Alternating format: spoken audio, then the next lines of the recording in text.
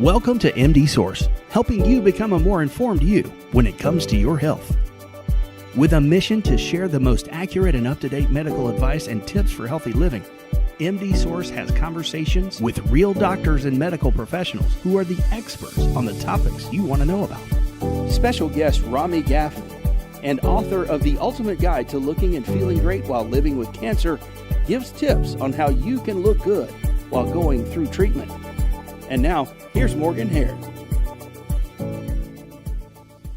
This is Morgan Hare with MD Source. I'm here today with Ramy Gafni, who is a well-known skincare and makeup artist here in New York. And Ramy, tell me something about yourself and your background. Well, I'm a celebrity makeup artist, and I'm an eyebrow expert, and I own and created Ramy Cosmetics.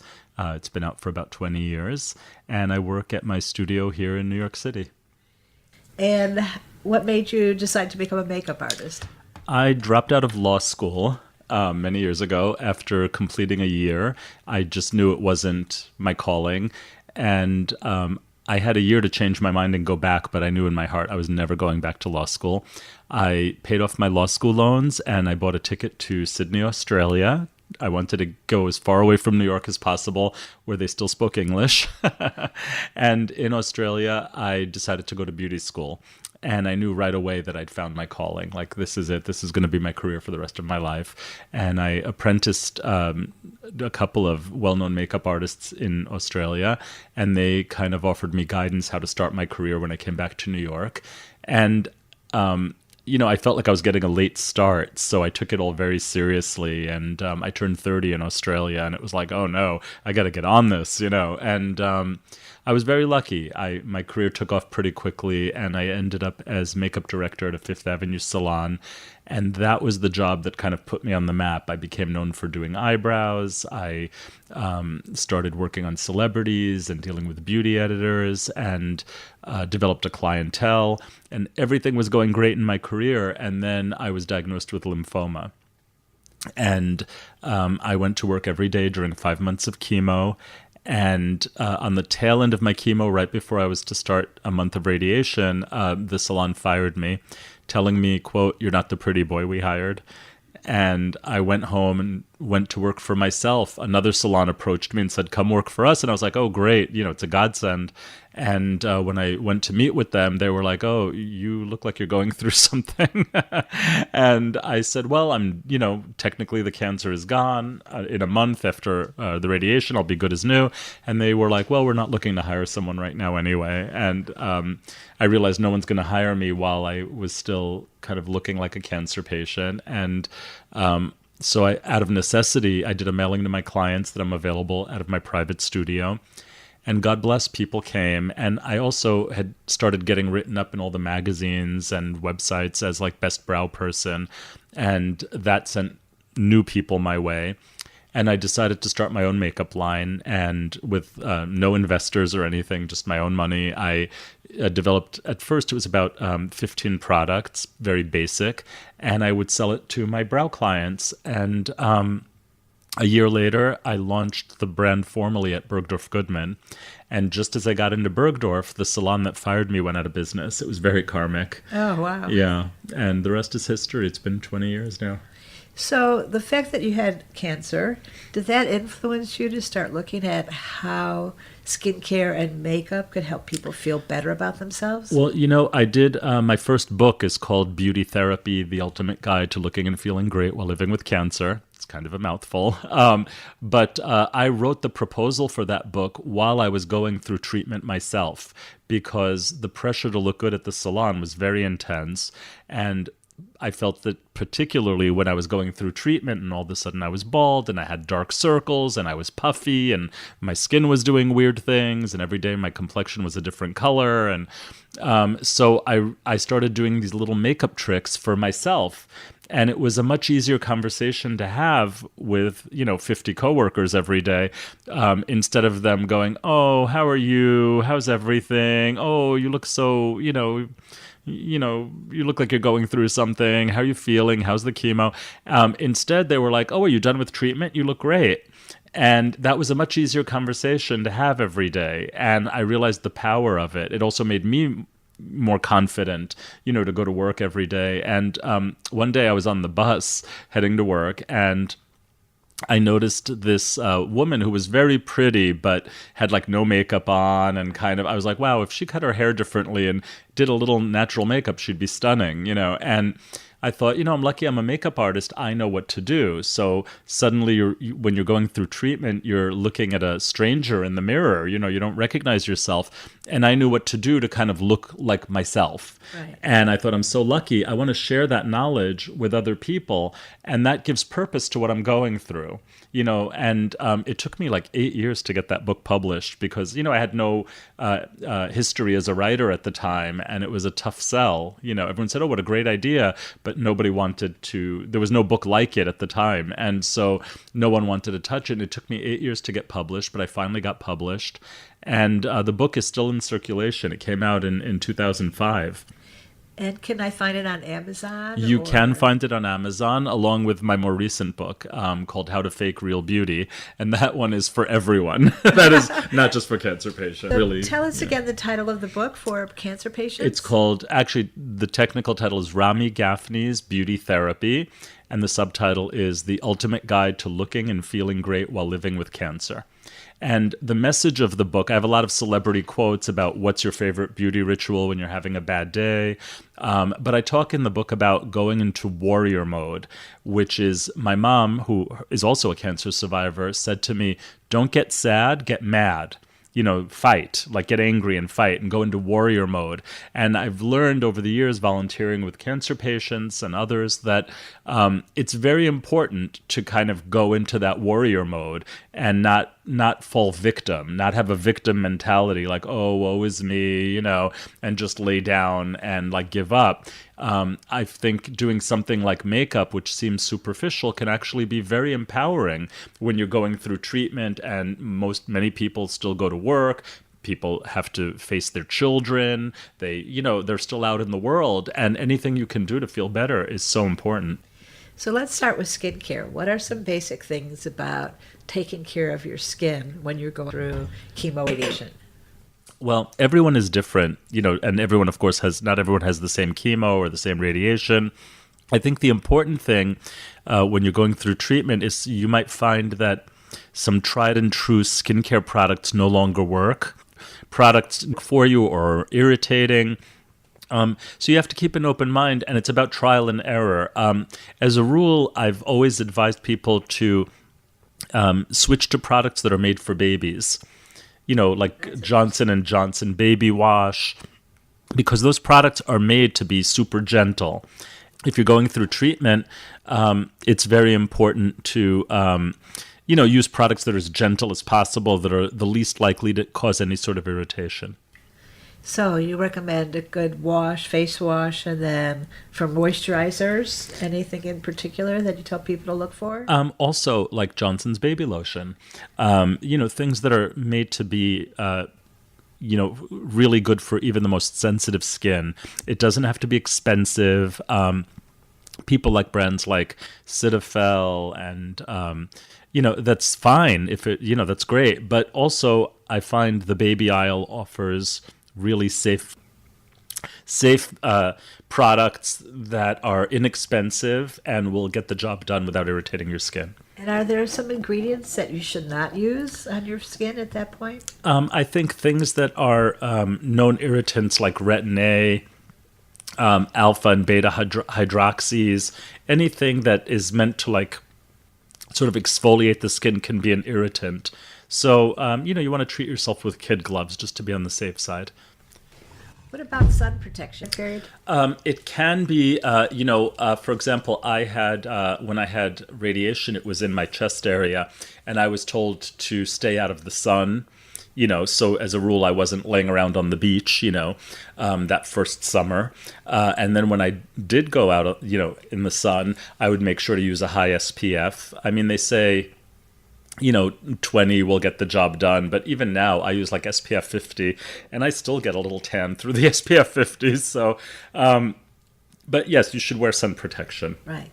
I think the one thing I always try to tell people about sun protection is you got to reapply it every 2 hours. Yes, people forget. Right. Yes, and I think it's important. And I think Especially if an area like if you've had radiation and, the area where you've had radiation, also after chemo in general, you're more sensitive. So it's just, a basic SPF, just use it as a moisturizer.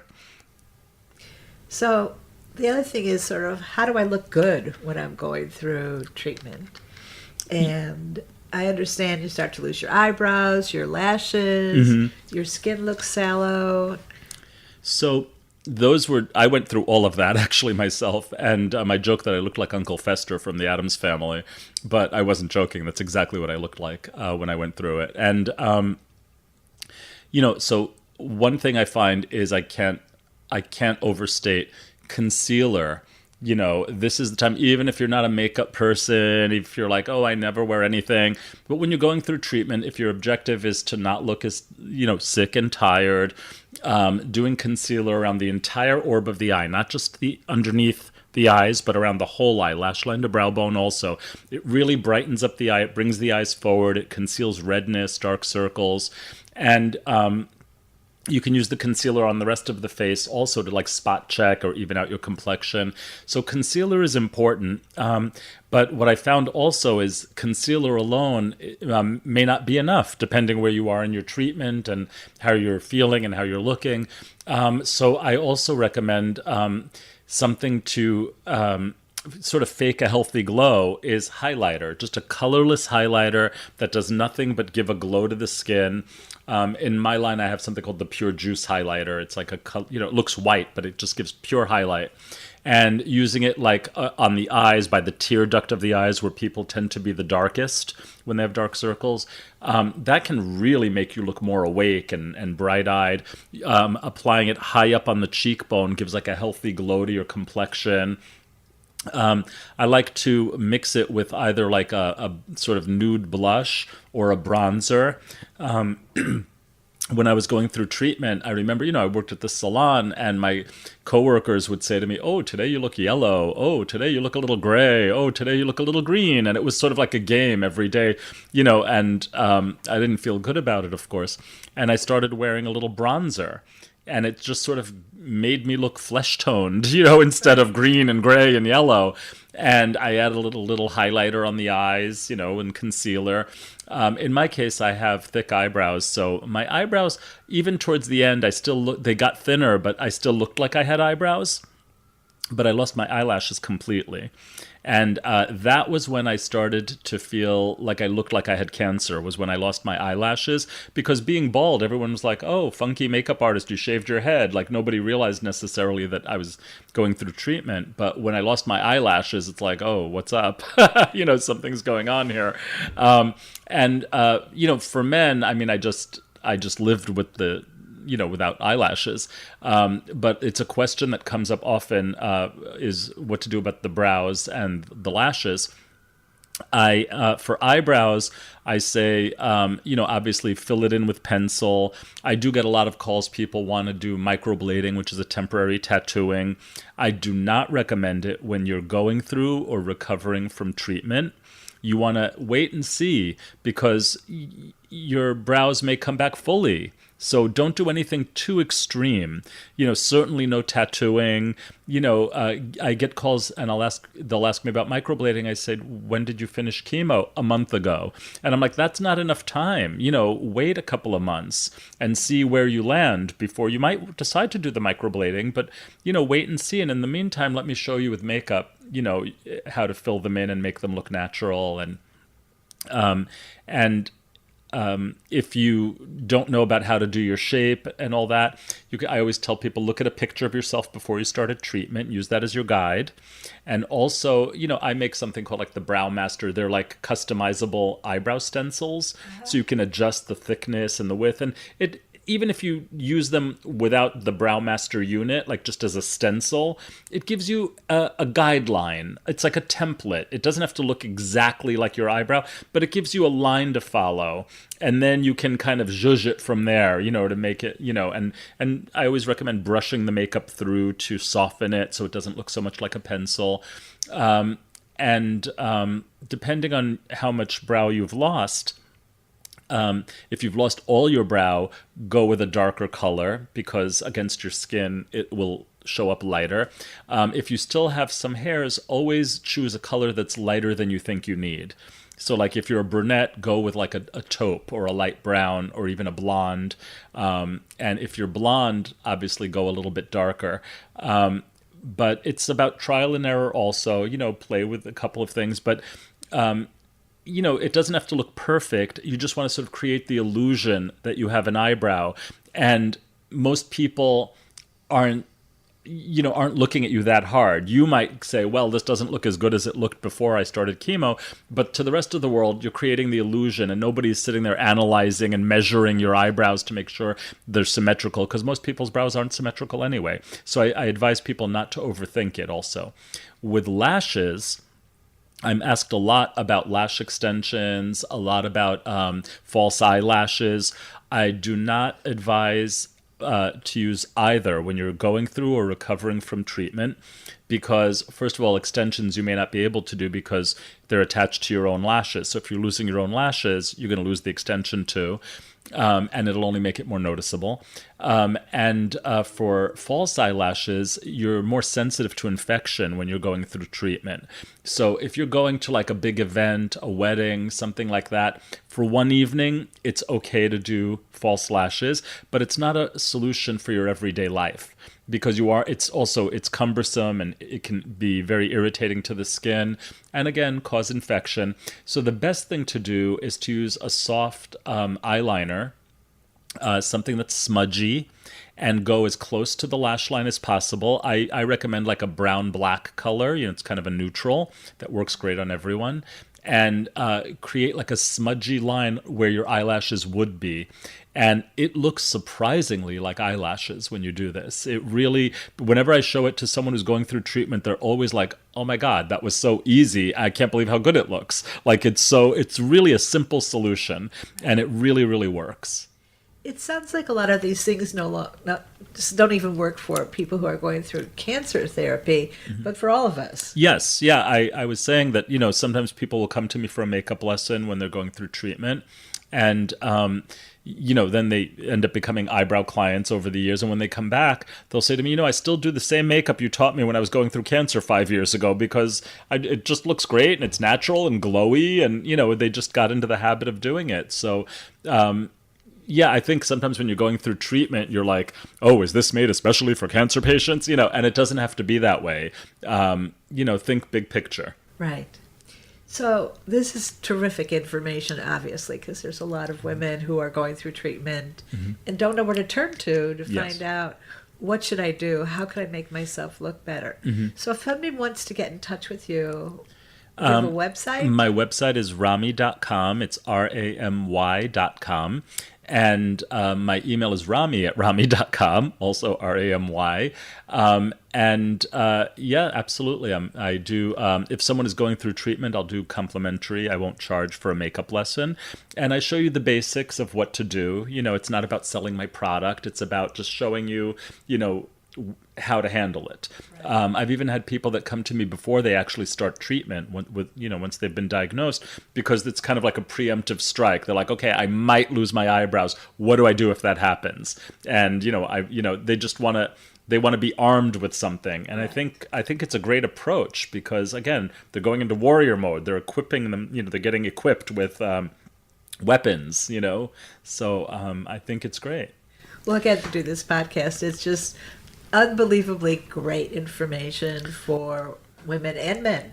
Yes, absolutely. Because men need to look good when they're going through treatment as well, just like you did. And, in the book, I also talk about beauty rituals. Do anything that makes you feel better.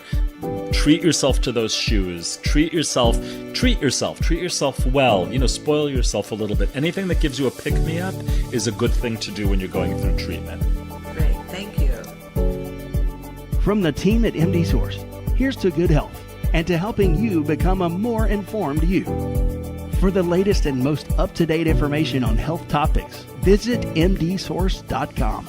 Drop us a line, sign up for our newsletter, and connect with us at mdsource.com.